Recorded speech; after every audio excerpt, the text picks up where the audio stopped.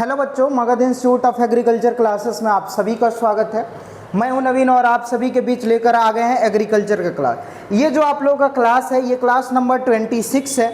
इससे पहले हमने पी का कल्टीवेशन 25 नंबर क्लास पढ़ाया था और हम लोग आगे इसमें पढ़ेंगे लैंड प्रिपरेशन से शुरू करेंगे। इससे पहले आप लोगों का जो कंटिन्यू क्लास 12 तक है वहाँ तक अपलोड है, बीच का जो क्लास है वो गैप है आप लोगों का, ठीक है। तो उन सभी क्लास को हम लोग बहुत जल्द अपलोड कर देंगे।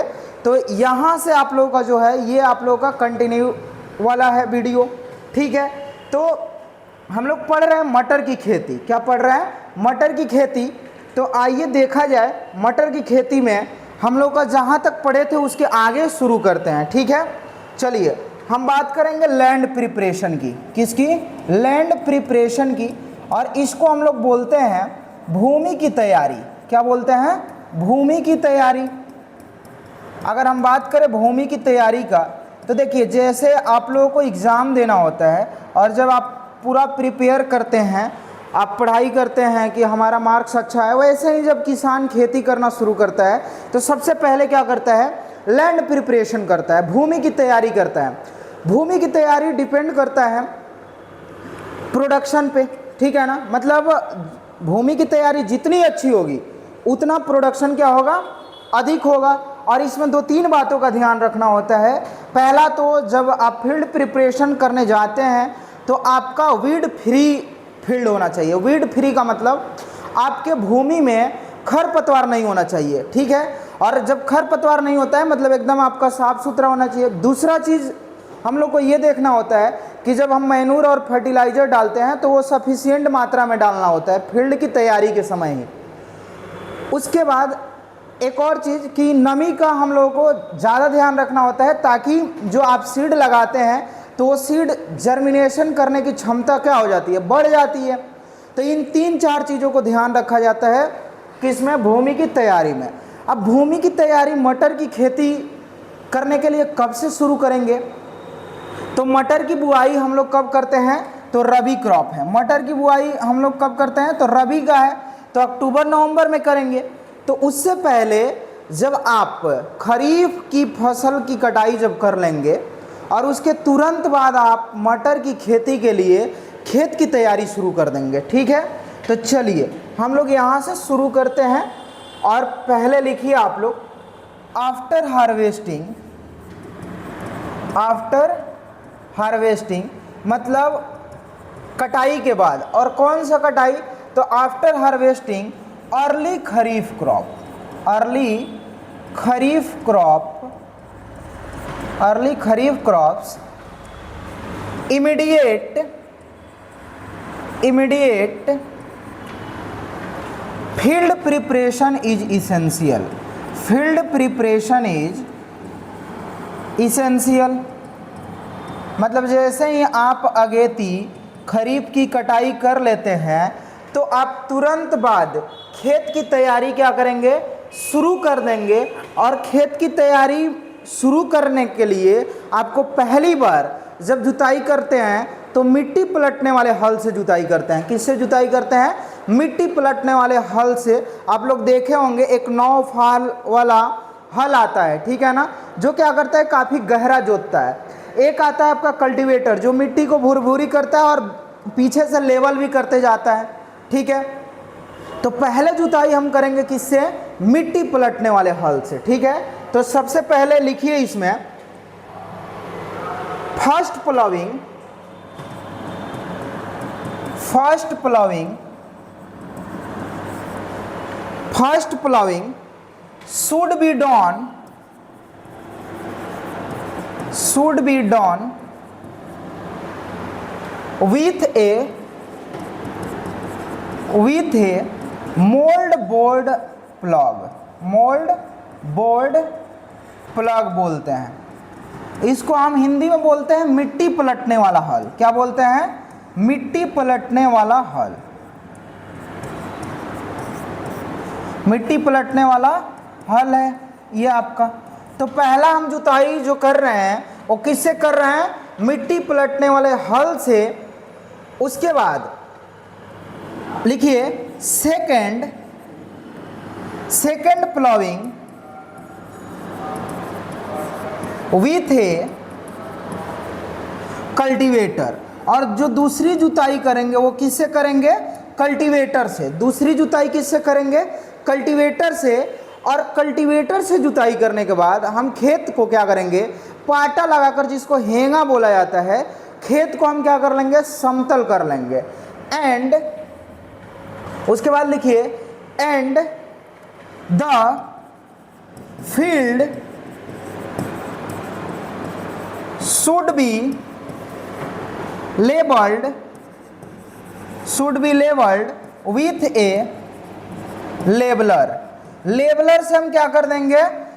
फील्ड को लेबल कर देंगे, मतलब समतल कर देंगे, ठीक है ना। तो इसको आप लोग हिंदी में लिख लीजिए अब कि अगेती खरीफ की कटाई के तुरंत बाद, अगेती खरीफ, अब अगेती खरीफ में कोई भी आप फसल बो सकते हैं। हो सकता है आपने धान बोया हो, मक्का बोया हो, सोयाबीन बोया हो, मतलब कोई भी, या अरहर बोया हो, तो तुरंत काटने के बाद उसके बाद ये वाला प्रोसेस चालू कर देना है, ठीक है ना। तो लिखिए, अगेती खरीफ फसल की कटाई के तुरंत बाद खेत की तैयारी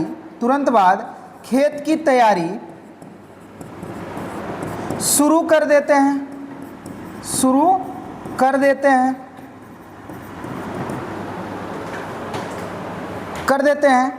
तथा पहला जुताई मिट्टी पलटने वाला हल से, पहला जुताई किससे कर रहे हैं?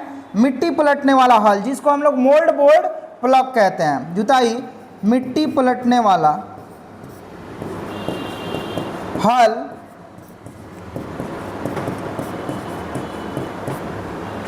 तथा दूसरा जुताई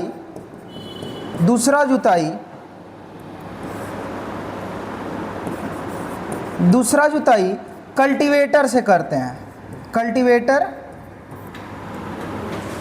करते हैं,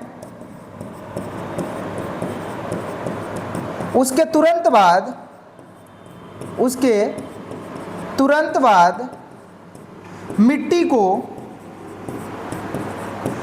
को लेबलर के सहायता से, लेबलर या हेंगा कह सकते हैं, लेबलर की सहायता से भूमि को समतल कर लेते हैं। मिट्टी को लेबलर की सहायता से समतल कर लेते हैं,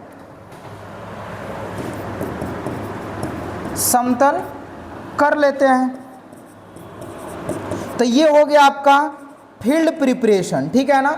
तो ये काफ़ी इंपॉर्टेंट है फील्ड प्रिपरेशन मटर की खेती के लिए, ठीक है। उसके बाद आ जाइए, उसके बाद हम लोग देखेंगे फील्ड प्रिपरेशन के बाद कौन कौन से इंपॉर्टेंट वेराइटी है जो आपके मटर की खेती के लिए इंपॉर्टेंट है, ठीक है। तो आ जाइए, वेराइटी को हम हिंदी में बोलते हैं किस्में। क्या बोलते हैं? वेराइटी को हिंदी में हम क्या बोलते हैं? किस्म। तो लिख लीजिए किस्म। अब कौन कौन से वेराइटी है भाई? तो सबसे इंपॉर्टेंट जो है वो है आपका रचना। कौन सा है? रचना। क्वेश्चन सीधे आपका पूछा जाता है बोर्ड के एग्जाम में या एंट्रेंस के एग्जाम में, ठीक है ना, कि रचना और अपर्णा ये किस फसल का वेराइटी है?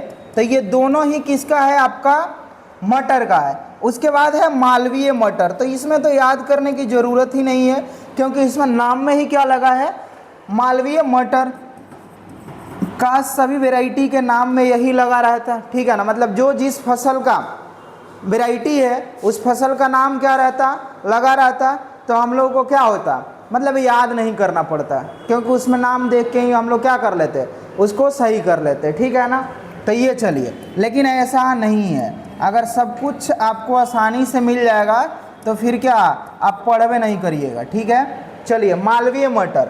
उसके बाद है एक पूसा प्रभात। कौन है? पूसा प्रभात जो आपका वेराइटी है ये काफ़ी इम्पोर्टेंट वेराइटी है, ठीक है। ये वाला क्वेश्चन आपके एंट्रेंस में पूछा गया है, कौन सा, अपर्णा किसकी वैरायटी है, ठीक है ना। तो ये एंट्रेंस के लिए आपका इंपॉर्टेंट हो जाता है अपर्णा वाला। और ये जो पूसा प्रभात है, अगर खाली प्रभात पूछेगा, सिर्फ प्रभात, तो ये आपका बोरो राइस का वैरायटी है। हमने पढ़ाया था आप लोगों को कि गौतम प्रभात और रिछारिया किसका है, बोरो राइस का आपका वैरायटी है। तो ये आपका कुछ वैरायटी है, इसको आप लोग लिख लीजिए, ठीक है ना। अब आ जाइए, अब वैरायटी के बाद हम लोग पढ़ेंगे सीड रेट। क्या पढ़ेंगे, seed rate. Seed rate, seed rate को हम लोग हिंदी में बीज दर कहते हैं। क्या कहते हैं, बीज दर। बीज दर क्या होता है कि 1 हेक्टेयर फसल बोने के लिए जितनी बीज की आवश्यकता होती है, 1 हेक्टेयर फसल बोने के लिए जितनी बीज की आवश्यकता होती है, उसे ही हम क्या कहते हैं, बीज दर कहते हैं। तो ये जो 3 आपका वैरायटी है बाबू, इसके लिए अगर हम पूछें कि कितना सीड रेट लगता है, तो आप लोगों को अभी चना नहीं अपलोड किए हैं वीडियो, जो ऑफलाइन वाले हैं उन लोगों को तो पढ़ा दिए हैं, लेकिन बहुत जल्द आप लोगों का चना वाला, चना का और मटर का जो सेम मतलब सीड रेट है वो क्या है, सेम है, ठीक है ना। तो लिखिए 75 से 80 केजी पर हेक्टेयर, 75 से 80 केजी पर हेक्टेयर, या हिंदी में लिख लीजिए 75 से 80 किलोग्राम प्रति हेक्टेयर, किलोग्राम प्रति हेक्टेयर। तो 75 से 80 किलोग्राम। सेम देसी चना का भी बीज दर इतना ही है, कितना है बाबू, 75 से 80 किलोग्राम। अब हम बात करेंगे कि पूसा प्रभात का। पूसा प्रभात जो है, इसका जो सीड रेट है इससे ज़्यादा है। जैसे काबुली में हम लोग 100 केजी बोते हैं, तो इसमें भी हम 95 से, तो यहाँ पे लिख लीजिए 95 से 100 केजी, 95 से कितना, 100 केजी पर हेक्टेयर। और ये किस वैरायटी के लिए है, तो यहाँ पे लिख लीजिए पूसा प्रभात के लिए। तो अगर पूसा प्रभात आप वैरायटी बोते हैं तो उसका सीड रेट कितना डालना पड़ेगा आपको, 95 से 100 किलोग्राम, ठीक है ना। तो यहाँ लिख लीजिए 95 से 100 किलोग्राम, 100 किलोग्राम प्रति हेक्टेयर, प्रति हेक्टेयर। तो ये हो गया आपका क्या, सीड रेट। तो लिख लीजिए। उसके बाद लिखिए स्पेसिंग। क्या लिखना है, स्पेसिंग। अगर हम बात करें स्पेसिंग का, तो इसको हम लोग हिंदी में अंतरण बोलते हैं। अंतरण का मतलब कि कितनी दूरी पे हम मटर के बीज को लगा रहे हैं और कितना दूरी पर लाइन रख रहे हैं, ठीक है ना। तो ये लाइन और प्लांट से प्लांट की दूरी काफ़ी मैटर करता है प्रोडक्शन पे, ठीक है ना। तो आइए हम लोग देखते हैं। तो जो बाकी के, जैसे इसमें हमने पूसा प्रभात के लिए अलग सीड रेट लिखवाया, ये पूसा प्रभात जो है उसके लिए ये देर से होता है, ठीक है ना। और ये मध्यम वैरायटी है, तो 95 से 100 केजी होता है, ठीक है। तो इसमें आपका लिखिए 30 सेंटीमीटर गुणे 10 सेंटीमीटर। अब 30 गुणे 10 सेंटीमीटर क्या है भाई, तो देखिए जो पहले लिखा जाता है वो आपका लाइन से लाइन का दूरी होता है। किसका, लाइन से लाइन, जिसको हम कहते हैं पंक्ति से पंक्ति की दूरी, ठीक है ना। तो ये है आपका लाइन टू लाइन, ठीक है ना, लाइन टू लाइन। इसको आप हिंदी में क्या कह सकते हैं, पंक्ति से पंक्ति। क्या कह सकते हैं, पंक्ति से पंक्ति, या हिंदी में लाइन से लाइन भी कह सकते हैं। और ये जो आपका है कौन सा, ये वाला, ये आपका पौधे से पौधे की दूरी है। अब इसको कैसे लगाएंगे अभी बता दे रहे हैं। पौधे से पौधे की दूरी, इसको हम बोलते हैं plant to plant, plant to plant. तो जब भी शुरू में लिखा जाएगा किसी भी फसल में, तो पहला जो होगा वो क्या होगा बाबू, आपका 30 सेंटीमीटर, मतलब पंक्ति से पंक्ति होगा। और जो दूसरा लिखा जाएगा वो क्या होगा, आपका पौधे से पौधे की दूरी होगा, ठीक है ना। अब इसको कैसे समझना है, ठीक है ना। तो देखिए ये आपका मान लेते हैं फील्ड हो गया। इसमें आपने एक लाइन बनाया, यहाँ पे भी लाइन बनाया, यहाँ पे भी लाइन बनाया, ये आपने कई लाइन बना दिया, ठीक है ना। चलिए ये मटर के लिए आपने लाइन बना दिया। चलिए ये वाला पतला हो गया है, ठीक है ना। चलिए इसको हम लोग देखते हैं, इसको पहले बराबर कर लेते हैं, ठीक है ना। नहीं तो आप कहिएगा कि दूरी सेम नहीं है। तो ये जो आपका दूरी देख रहे हैं, जो ये बीच वाला दूरी देख रहे हैं, ये वाला ये है आपका line to line, line to line, ठीक है ना। अब लाइन टू लाइन की दूरी आप समझ गए। अब पौधे लगाएंगे कहाँ? तो आप देखे होंगे जब आलू बोया जाता है तो एक लाइन खींचा जाता है और उस पे हम लाइन पे ही आलू को रखते हैं, ठीक है ना। या आप सरसों जब चारों दिशाओं में लगाते हैं खेत के बॉर्डर के रूप में, जैसे मेन फसल अंदर बोए हैं और सरसों से क्या बाउंड्री बनाते हैं आप, ठीक है ना, जिसको धारी बोला जाता है, तो करते हैं। तो इसी पे आप लगाते हैं, ठीक है ना। तो प्लांट कहाँ लगेगा? यहाँ लगेगा, एक यहाँ लगेगा, यहाँ यहाँ यहाँ यहाँ, ये क्या हो गया आपका प्लांट। अब ये प्लांट हो गया। अब ये दो प्लांटों के बीच का जो दूरी है वो 10 सेंटीमीटर है और इसके बीच का दूरी कितना है? 30 सेंटीमीटर। हमको लगता है कि आप लोग अब समझ गए होंगे, ठीक है ना। तो जब भी लाइन से लाइन और प्लांट से प्लांट की बात किया जाए तो आप समझिए हम स्पेसिंग की बात कर रहे हैं। किसकी? स्पेसिंग की। और स्पेसिंग बहुत आप पास पास भी बो देते हैं तो ऐसा नहीं है कि बहुत ज़्यादा सीड बो दिए खेत में तो बहुत ज़्यादा प्रोडक्शन हो जाएगा, ऐसा कुछ नहीं है। पौधे को उतना दूरी पर बोना है जिससे कि उसको पर्याप्त मात्रा में प्रकाश मिले, पर्याप्त मात्रा में नमी मिले, पर्याप्त मात्रा में उसको क्या मिले, जो मैन्यूर और फर्टिलाइज़र आपने खेतों में डाला है तो उसको अच्छे से मिलेगा, तब क्या हो जाएगा? अच्छे से हो जाएगा, ठीक है ना, प्रोडक्शन अच्छा होगा। तो ये तो हमने लिखवाया। अब यहाँ पे लिख लीजिए पूषा प्रभात के लिए। किसके लिए? पूषा प्रभात के लिए। पूषा प्रभात के लिए स्पेसिंग कितना है? तो पूषा प्रभात के लिए है बाबू 20 गुणे 5 सेंटीमीटर, 20 गुणे 5 सेंटीमीटर, 20 सेंटीमीटर गुणे 5 सेंटीमीटर। या इसको आप लोग ऐसे भी लिख सकते हैं 20 गुणे 5 सेंटीमीटर स्क्वायर। ये 1 सेंटीमीटर और यहाँ पे 1 सेंटीमीटर स्क्वायर हो जाएगा। तो ऐसे भी लिखा हुआ आ सकता है आपके एग्जाम में, ठीक है ना। तो ये आपने समझ गया। पूषा प्रभात के लिए हम लोग पास पास लगाते हैं।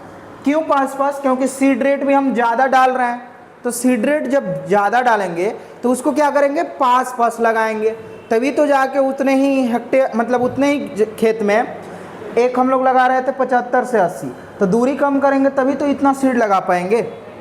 अब चलिए, अब लिखिए आप लोग, इसको पहले लिख लीजिए, ठीक है ना, इसको लिख लीजिए आप लोग।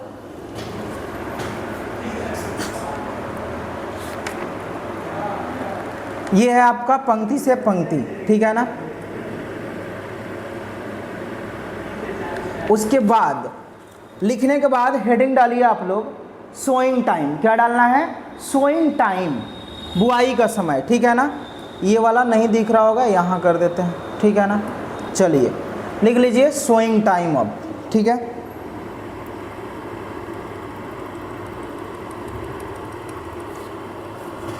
चलिए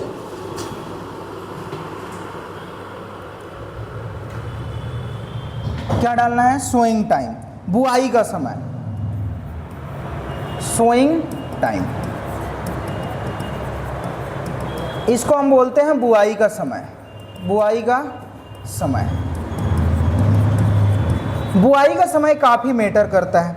जब भी कोई खेती करते हैं किसान, उनके लिए बुआई का जो समय हो काफ़ी क्रिटिकल स्टेज होता है।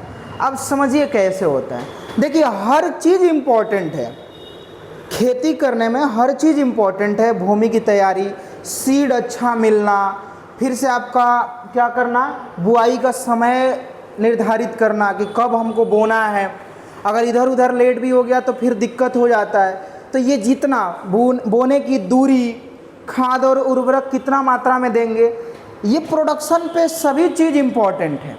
लेकिन उन सब में जो सबसे ज़्यादा इम्पॉर्टेंट है वो है आपका सोइंग टाइम। जैसे आप जब एग्ज़ाम की तैयारी करते हैं तो आप नोट्स बनाते हैं, कई सारे बुक्स पढ़ते हैं, ठीक है ना।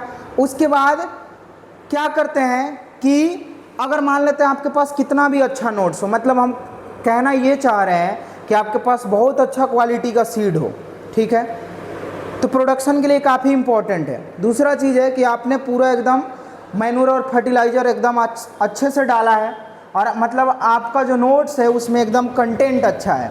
दोनों को रिलेट करके पढ़िए, ठीक है ना। और आपने समय पे उसको पढ़ा ही नहीं, जब आपका एग्ज़ाम है तो उसको समय पे आपने पढ़ा ही नहीं, तो क्या आपका मार्क्स अच्छा आ जाएगा? आपके पास बहुत अच्छे नोट्स होने के बावजूद भी आप अच्छा नंबर नहीं लाइएगा। क्यों? क्योंकि आप उस समय का कद्र नहीं किए। तो समय बहुत इम्पॉर्टेंट होता है, ठीक है ना, वो किसी भी क्षेत्र में लागू होता है। तो जो बुआई का समय है, तो मटर की बुआई हम लोग कब करते हैं? तो 15 अक्टूबर से 15 नवंबर। कब करते हैं? 15 अक्टूबर से 15 नवंबर। तो लिख लीजिए 15 अक्टूबर से 15 नवंबर तक इसकी हम क्या करते हैं? बुआई करते हैं। 15 अक्टूबर से 15 नवंबर। उसके बाद ये हो गया आपका क्या? बुआई का समय। उसके बाद हेडिंग डालिए आप लोग, मैं फर्टिलाइज़र। क्या डालना है? फर्टिलाइज़र। इसको हम बोलते हैं उर्वरक। क्या बोलते हैं? उर्वरक। अगर हम उर्वरक की बात करें, एक तो हम खाद देते हैं, जो गोबर का खाद हो सकता है, पेड़ पौधों के जो सड़े गले पदार्थ होते हैं उसको हम खेतों में डालते हैं, ठीक है ना। तो ये आपके खाद होते हैं। ये है आपका फर्टिलाइज़र, उर्वरक, जो आप देते हैं। क्या? यूरिया, डाई, पोटाश, ये सभी उर्वरक के श्रेणी में आता है। उर्वरक और खाद में बस इतना अंतर है कि उर्वरकों को हम लोग कंपनियों में सिंथेसाइज्ड करके बनाते हैं और केमिकली रूप से बनाते हैं, लेकिन खाद को हम प्राकृतिक रूप से बनाते हैं, ठीक है ना। और उसको कंपनियों में नहीं, बल्कि हम लोग अपने घरों पे भी आसानी से क्या कर लेते हैं? बना लेते हैं। जैसे आप लोग इंग्लिश दवा और ये आयुर्वेदिक दवा का नाम सुने होंगे, तो सेम ऐसा ही है। ये महंगा होता है, मतलब ये इंग्लिश दवा है। ये क्या करता है? मिट्टी की जो गुणवत्ता है उसको भी कम करता है। जैसे आप इंग्लिश दवा खाते हैं, और जब क्या होता है कि आपका बीमारी तो ठीक हो जाता है बहुत जल्दी। इसमें भी क्या होता है कि एलिमेंट बहुत जल्दी ले लेता है जो आपका सॉइल है, और सॉइल से प्लांट ले लेता है, लेकिन बाद में इसके जो साइड इफ़ेक्ट होते हैं वो काफ़ी हानिकारक होते हैं। वैसे ही जब हम दवा खाते हैं इंग्लिश, तो हमारा बॉडी भी क्या हो जाता है? ख़राब होने की स्थिति में चला जाता है। बहुत ज़्यादा जो दवा खाता है वो बहुत ज़्यादा दिन तक सर्वाइव नहीं कर पाएगा, इतना समझ लीजिए, ठीक है ना, क्योंकि वो कई सारे केमिकल्स को खा रहा है। तो ये आपका फर्टिलाइज़र है। तो हम लोग फर्टिलाइज़र की बात करते हैं, तो लिखिए 20 kg नाइट्रोजन, 20 kg नाइट्रोजन और 40 से 50 kg, 40 से 50 kg पर हेक्टेयर, 40 से 50 kg per hectare phosphorus, phosphorus का प्रयोग करते हैं, का प्रयोग करते हैं।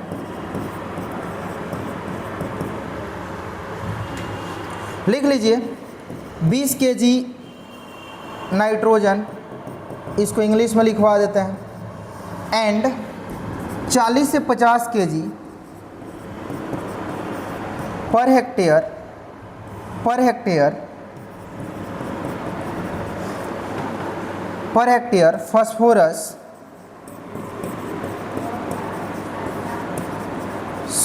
should be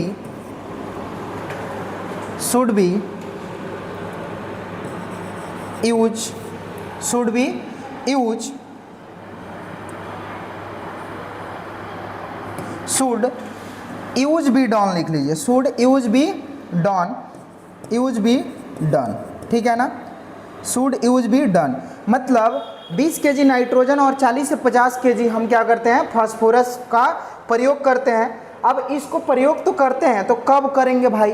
तो ये सबसे इम्पोर्टेंट है। तो अब लिखिए एप्लीकेशन मेथड। क्या लिखना है?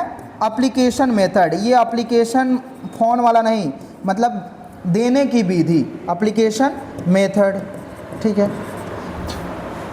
जिसको अप्लाई मेथड भी आप कह सकते हैं, ठीक है ना। तो ये लिख लीजिए, देने की या प्रयोग करने की विधि, लिख लीजिए नाम, ये अच्छा रहेगा, सूटेबल रहेगा। प्रयोग करने की विधि, अब कैसे प्रयोग करेंगे तो देखिए, इसमें हम क्या करेंगे कि जब भी दलहनी फसल हम बोते हैं तो दलहनी फसल में हमें स्टार्टिंग में ही नाइट्रोजन और फास्फोरस की पूरी मात्रा दे देते हैं, ठीक है ना।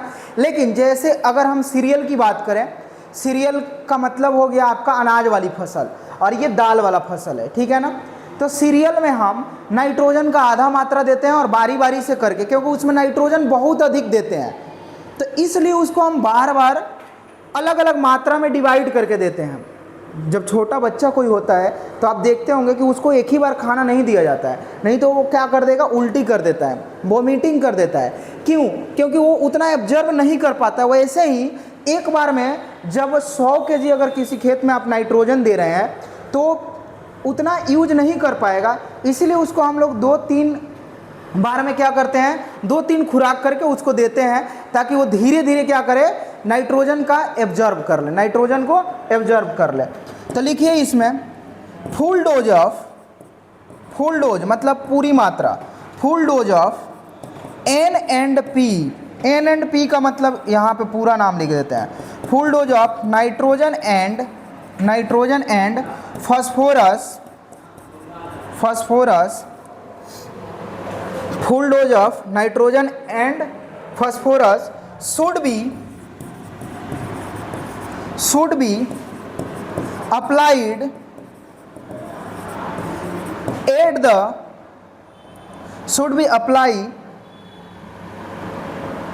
the time of last plowing, मतलब अंतिम जुताई के समय, लास्ट प्लॉविंग, और बिफोर सोइंग मतलब जुताई के समय देंगे और बुआई से पूर्व, बिफोर सोइंग। तो इसको अब हिंदी में लिखना है तो लिख लीजिए, इसको पहले आप लोग लिख लीजिए इंग्लिश में, ठीक है ना। ये आप लोगों का जो मटर की खेती जैसे ख़त्म होगा, अब ऑयल सीड आप लोगों के क्लास में स्टार्ट होने वाला है। इधर आप लोगों का क्लास 2 दिन से बंद था, तो अब आप लोगों का ऑयल सीड क्रॉप स्टार्ट होगा। तो जो क्लासरूम में पढ़ाया जाएगा वो आपको अब यूट्यूब पे क्या मिल जाएगा, आपको अपलोड मिल जाएगा, ठीक है ना। चलिए लिखिए इसको, प्रयोग करने की विधि, प्रयोग करने की, क्या प्रयोग करने की भाई, तो उर्वरक प्रयोग करने की विधि, यहाँ पता तो होना चाहिए, उर्वरक प्रयोग करने की विधि। तो चलिए उर्वरक प्रयोग करने की विधि में क्या क्या है इसको हम लोग देख लेते हैं। चलिए लिखिए, नाइट्रोजन एवं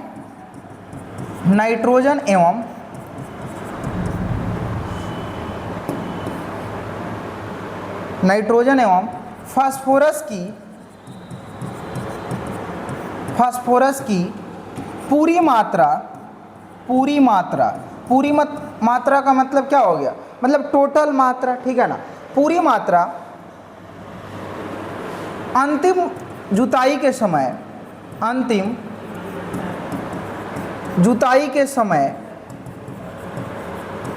एवं बुआई से पूर्व,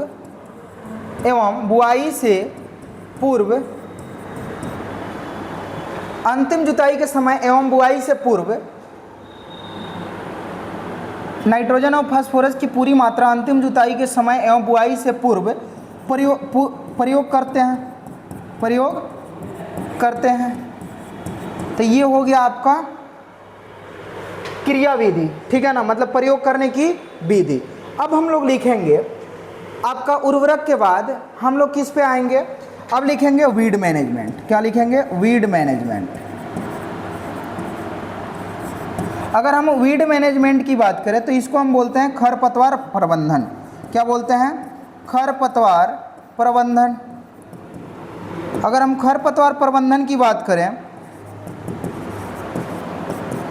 तो मटर की खेती में खरपतवार प्रबंधन हम 2 टाइम निकाई गुड़ाई करते हैं। कितनी आवश्यकता होती है, 2 बार निकाई गुड़ाई की आवश्यकता होती है, और कितना दिन पे हम करते हैं इसको भी हम लोग देखेंगे, ठीक है ना। तो लिखिए, P P requires 2 weeding session.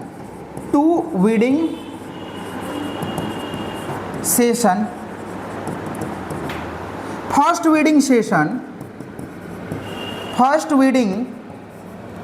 session 25 to 30 days after sowing, and second weeding session 45 to 50 days after sowing. तो मतलब कि एक बार में, मतलब जब मटर की बुआई हम करते हैं तो 2 निकाई गुड़ाई की आवश्यकता होती है, ठीक है ना। तो लिख लीजिए मटर के लिए 2 निकाई गुड़ाई। वीडिंग का मतलब निकाई गुड़ाई का मतलब होता है कि खरपतवार को हाथ की सहायता से या खुरपी की सहायता से बाहर निकालना। तो मटर के लिए 2 निकाई गुड़ाई की आवश्यकता होती है।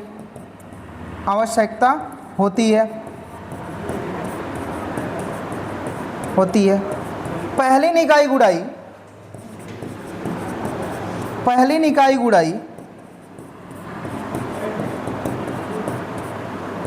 निकाई गुड़ाई बुआई के 25 से 30 दिन बाद करते हैं। बुआई के 25 से 30 दिन बाद करते हैं।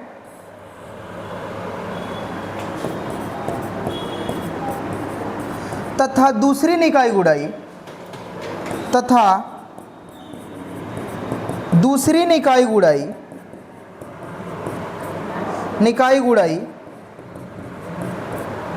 बुआई के 45 से 50 दिन बाद करते हैं।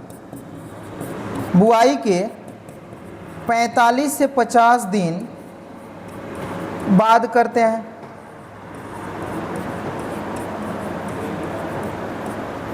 तो ये हो गया आपका क्या, निकाई गुड़ाई, जिसको हम खरपतवार प्रबंधन कहते हैं।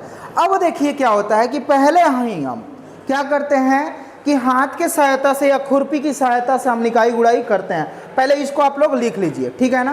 पहले इसको आप लोग लिख लीजिए कि निकाई गुड़ाई हम लोग खुरपी की सहायता से करते हैं, ठीक है ना। तो कितना दिन बाद करते हैं, चलिए इसको लिख लीजिए। फिर इसको हम लोग, अब देखिए जब नहीं निकाई गुड़ाई खुरपी और हाथ की सहायता से पूरा होता है तब हम क्या करते हैं, तब केमिकल का यूज करते हैं। जैसे आप लोगों को भी घर पे क्या होता है, बुखार वगैरह लग जाता है तो पहले आप लोग घर पे प्राइमरी ट्रीटमेंट करते हैं, ठीक है ना, कि ठीक हो जाए बिना दवा के भी। और जब हो जाता है, जब नहीं छूटता है तब क्या दवा का इंजेक्शन भी लेना पड़ता है, वही बात है, ठीक है ना। चलिए लिखिए,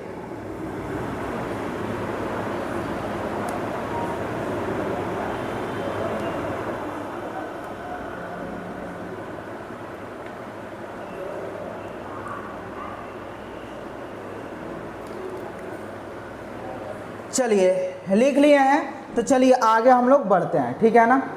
आगे बढ़ते हैं, आगे लिखेंगे हम लोग क्या, केमिकल कंट्रोल। क्या लिखेंगे, केमिकल कंट्रोल। चलिए केमिकल कंट्रोल लिखिए, ठीक है।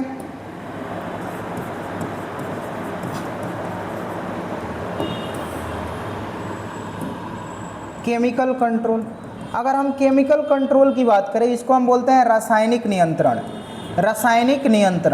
रासायनिक नियंत्रण अगर दाल की बात किया जाए बाबू, तो दाल में बस एक आपको रसायन का नाम याद रखना है। वैसे होता तो बहुत है, लेकिन एक पेंडीमेथिलीन, P फॉर पल्स और P फॉर पेंडीमेथिलीन, ये एग्जाम में एंट्रेंस में पूछा जाता है कि दलहनी फसलों में खरपतवार नियंत्रण के लिए कौन से केमिकल का यूज करते हैं, तो पेंडीमेथिलीन का यूज करते हैं, ठीक है ना। तो लिखिए सबसे पहले अप्लाई 3 लीटर ऑफ पेंडीमेथिलीन,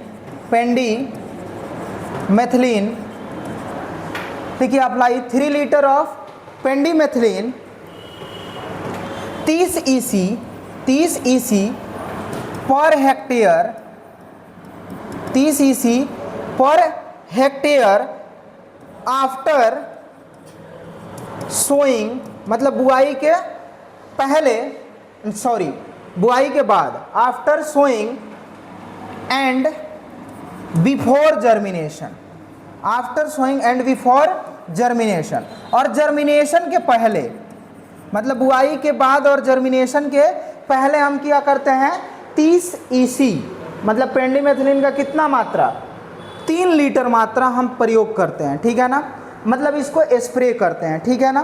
तो लिख लीजिए before spraying should be done, spraying should be done, इसको लिखिए 3 लीटर, या लिख लीजिए पेंडिमेथिलिन की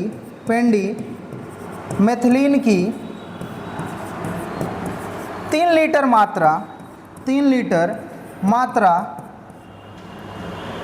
यहाँ पे 30 EC कर लीजिए, पेंडिमेथिलिन 30 EC की 3 लीटर मात्रा प्रति हेक्टेयर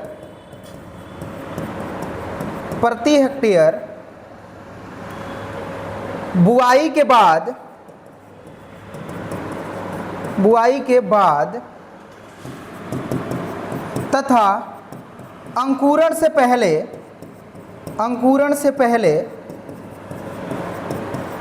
प्रयोग करते हैं, अंकुरण से पहले प्रयोग करते हैं। उसके बाद हम लोग लिखेंगे, क्या लिखेंगे, आपका वाटर मैनेजमेंट, क्या है वाटर मैनेजमेंट।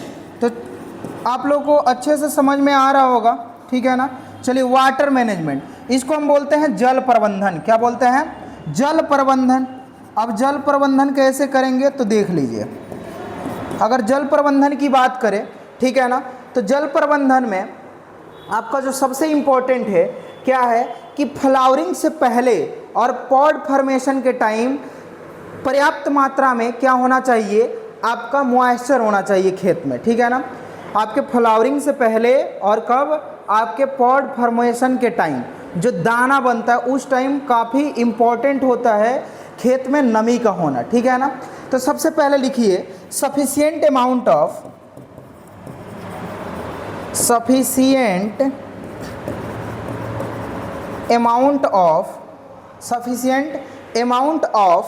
moisture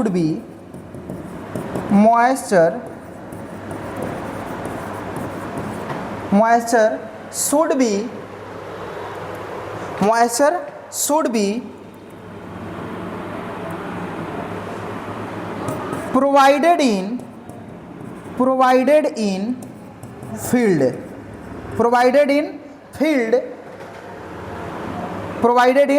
field। उसके बाद लिखिए बिफोर फ्लावरिंग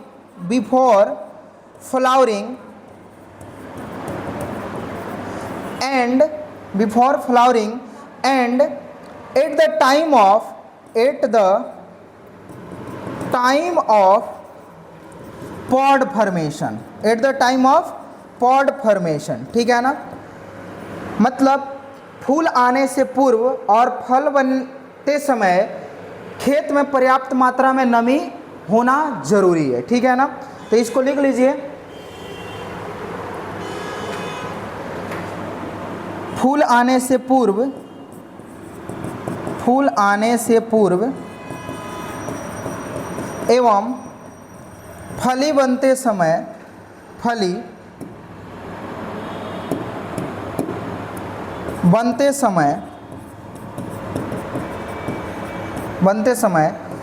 खेत में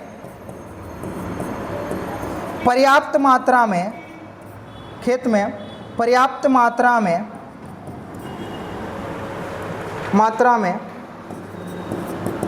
नमी का होना आवश्यक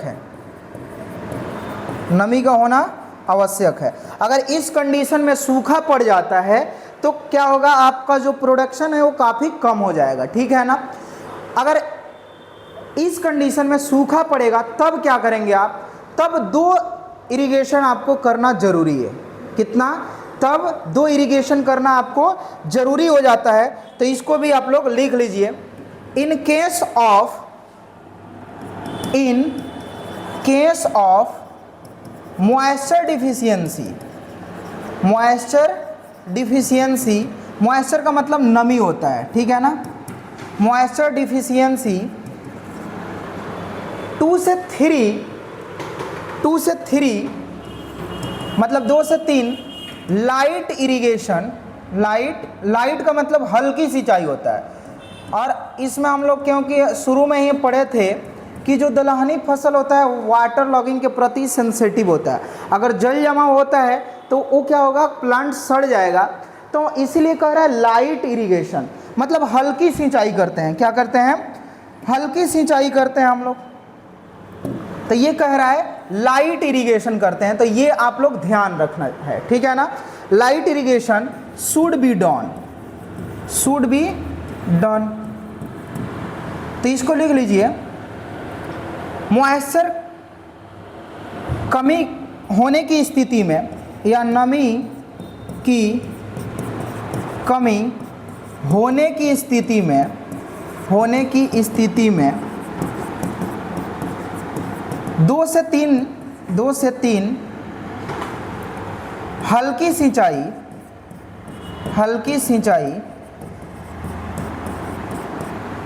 कर देना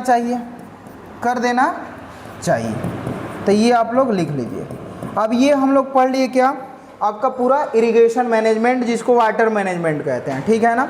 उसके बाद लिखिए यील्ड, कितना प्रोडक्शन होता है। अगर हम बात करें यील्ड का, उपज, तो उपज कितना होता है, तो उपज की अगर हम बात करें तो 20 से 25 क्विंटल पर हेक्टेयर होता है। कितना होता है, 20 से 25 क्विंटल पर हेक्टेयर होता है। 1 हेक्टेयर में हम खेती मटर की करते हैं एकदम अच्छे से, तो 20 से 25 क्विंटल आपका 1 हेक्टेयर में प्रोडक्शन होगा। अब कुछ एक और पॉइंट लिख लीजिए, मिक्स क्रॉपिंग। कौन सा, मिक्स क्रॉपिंग, ठीक है ना। एक होता है मिक्स फार्मिंग और एक होता है मिक्स क्रॉपिंग। मिक्स क्रॉपिंग का मतलब, क्रॉप का मतलब होता है फसल। ये 2 चीज़ें आप लोग समझ लीजिए, एक होता है मिक्स्ड फार्मिंग, यहाँ पे मिक्स्ड क्रॉपिंग लिख लीजिए, ठीक है ना। और इसको हम लोग मिश्रित फसलें बोलते हैं, मिश्रित फसल, ठीक है ना। एक है आपका मिक्स्ड फार्मिंग, क्या होता है, मिक्स्ड फार्मिंग, इसको हम बोलते हैं मिश्रित खेती। यहाँ मिश्रित फसल है और यहाँ मिश्रित खेती है, ठीक है ना। तो ये दोनों चीज़ को समझना है। मिक्स्ड क्रॉपिंग क्या होता है, क्रॉप का मतलब फसल होता है। जब 2 हम फसलों को या 2 से अधिक कोई एक और भी फसल ले सकते हैं, उन सभी के सीडों को मिक्स करके जब खेतों में ब्रॉडकास्ट करके, मतलब छीट करके जब बो देते हैं, उसको कहते हैं मिक्स्ड क्रॉपिंग। और जब हम एग्रीकल्चर के साथ साथ पशुपालन भी करते हैं, मत्स्य पालन, मछली पालन करते हैं, आपका बतख पालन हो गया, फिर से आपका मधुमक्खी पालन हो गया, पशुपालन है, रेशम कीट पालन है, तो ये सभी एक्स्ट्रा जो एक्टिविटी कर रहे हैं खेती के साथ साथ, तब उस कंडीशन में हम बोलते हैं मिक्स्ड फार्मिंग। तो ये दोनों में आप लोगों को समझना है। तो हम लोग लिख रहे हैं मिक्स्ड क्रॉपिंग। तो ये आप बताइए कि मटर के साथ किस फसल को मिक्स करके बो सकते हैं, तो किसको बो सकते हैं आप, मस्टर्ड को, सरसों को, किसको बाबू, सरसों को, ठीक है ना, सरसों को। उसके बाद और किसको बो सकते हैं, तीसी भी बो सकते हैं मटर के साथ, जिसको हम लिनसीड कहते हैं। क्या कहते हैं, लिनसीड। उसके बाद और क्या बो सकते हैं, मेज भी बो सकते हैं। जो रबी का मेज होता है, ठंडी वाला मेज जो उगाते हैं, तो मक्का भी बो सकते हैं, ETC लिख लीजिए, ठीक है ना। अब आपका बच गया प्लांट प्रोटेक्शन, कौन से फसल में इंसेक्ट लगता है, कौन सा बीमारी लगता है, इस चीज़ को हम लोग देखते हैं, ठीक है ना। तो चलिए, अब है आपका, इसको हम कहते हैं प्लांट प्रोटेक्शन। अब प्लांट प्रोटेक्शन मतलब पौध संरक्षण की बात कर रहा है, ठीक है ना। इसको हम बोलते हैं पादप संरक्षण, ठीक है ना, पादप संरक्षण, ठीक है ना। जब आप लोग ग्रेजुएशन करने लगिएगा, ठीक है, जब मान लेते हैं कि बहुत अच्छे जगह एडमिशन आपका हो जाएगा, जब ग्रेजुएशन करिएगा, ग्रेजुएशन में आपको ये प्लांट प्रोटेक्शन पढ़ने को मिलेगा। और जब ग्रेजुएशन कर लीजिएगा तो फिर और पढ़िएगा, MSc करिएगा, नहीं तो कोई वैकेंसी आएगा तो उस वैकेंसी का फॉर्म भर के और नौकरी लीजिएगा। तो एक आपका बिहार में नया ये पद सृजित हुआ है, जिसको हम बोलते हैं प्लांट प्रोटेक्शन इंस्पेक्टर, या और एक है प्लांट प्रोटेक्शन सुपरवाइजर, ठीक है ना। तो जब आप बीएससी एग्रीकल्चर कर लीजिएगा तब इसका फॉर्म आप भरने में क्या हो जाएंगे, आपकी योग्यता हो जाएगी। मतलब आपकी योग्यता क्या है, बीएससी एग्रीकल्चर, ठीक है ना। तो प्लांट प्रोटेक्शन में क्या है, एक तो हम इंसेक्ट से बचाते हैं फसलों को, और दूसरा किससे बचाते हैं, दूसरा हम बचाते हैं बीमारी से, ठीक है ना। और ये बड़े पैमाने पे आते हैं। उसके बाद और भी चीज़ों से बचाते हैं, लेकिन हम लोग को पढ़ना दो ही है, एक इंसेक्ट के बारे में, एक किसके बारे में, डिजीज़ के बारे में। आदमी से भी बचाना बहुत ज़रूरी होता है। उसके अलावा बहुत सारे जैसे नीलगाय है उससे भी बचाना ज़रूरी होता है, ठीक। कई प्रकार के और भी जानवर हैं उनसे भी बचाना फसलों को क्या होता है, ज़रूरी होता है। तो आइए प्लांट प्रोटेक्शन का हम लोग देख लेते हैं। सबसे पहले लिखिए इंसेक्ट, क्या लिखना है, इंसेक्ट। इसको हम बोलते हैं कीट। कौन सा कीट लगता है। अब इंसेक्ट के स्टडी को क्या बोलते हैं, तो इसके स्टडी को एंटोमोलॉजी बोलते हैं, एंटोमोलॉजी। तो इंसेक्ट के स्टडी को क्या बोला जाता है, एंटोमोलॉजी। और ये क्वेश्चन आपके बीसीसी के में पूछा गया है। तो लिखिए pea pod borer, pea pod borer. ये पी जो पॉड बोरर है इसको हम लोग बोलते हैं मटर का फली बेधक कीट, फली बेधक, बेधक कीट, ठीक है ना। अब ये क्या करता है ना कि जो मटर का फल होता है ना उसके अंदर शक करके घुस जाता है और पूरा खोखला करके खा जाता है, उसमें कुछ नहीं बचता है। जब आप उठाते हैं तो पूरा का पूरा उसमें कुछ है ही नहीं, पूरा हल्का लगेगा। तो ये काफ़ी खतरनाक होता है, तो इसको बोलते हैं पी पॉड बोरर, ठीक है ना। उसके बाद आ जाइए, ये फली बेधक है। उसके बाद हम बात करेंगे डिजीज की, किसकी, डिजीज की। अब डिजीज कई तरीके से लगता है, एक तो वायरस से लगेगा, बैक्टीरिया से लगेगा, फंगस से लगेगा। इसके अलावा कोई मान लेते हैं एलिमेंट की कमी हो गया तो उससे भी लगेगा। तो सबसे पहले लिखिए एक डिजीज जिसका नाम है कौन सा, पाउडरी मिल्ड्यू। कौन सा, पाउडरी मिल्ड्यू। डिजीज का नाम है पाउडरी मिल्ड्यू, ठीक है ना। इसको हम लोग कहते हैं चूर्णिल आसिता रोग। कौन सा, चूर्णिल आसिता रोग, ठीक है ना। तो इसको हम बोलते हैं पाउडरी मिल्ड्यू डिजीज। क्या बोलते हैं, पाउडरी मिल्ड्यू डिजीज। ये जो आपका डिजीज है इसमें होता क्या है कि जो ये पत्ती हो गया, मान लेते हैं पत्ती का तो एक ऊपरी सतह होता है और एक नीचे वाला। मान लेते हैं ये मेरा जो हाथ है, ये हथेली है, ये नीचे वाला हो एक पत्ता मान लीजिए, और ये लोअर पार्ट है और ये अपर पार्ट है। इस कंडीशन में होता क्या है ना कि ऊपर वाला पार्ट पीला पड़ जाता है। क्या होता है, अपर वाला पार्ट आपका पीला पड़ जाता है और नीचे वाला पार्ट वाइट हो जाता है। नीचे वाला पार्ट क्या हो जाता है, वाइट हो जाता है। तो ये पाउडरी मिल्ड्यू। तो इसको लिख लीजिए, ये क्वेश्चन पूछता है कि मटर में कौन सा रोग लगता है, तो पाउडरी मिल्ड्यू याद रखिएगा। लिखिए it is caused by fungus, ठीक है ना। और उस फंगस का नाम लिखना है तो लिख सकते हैं आप लोग, क्या है, इरिसाइफी पॉलीगोनी। क्या नाम है, इरिसाइफी पॉलीगोनी, ठीक है ना। इरिसाइफी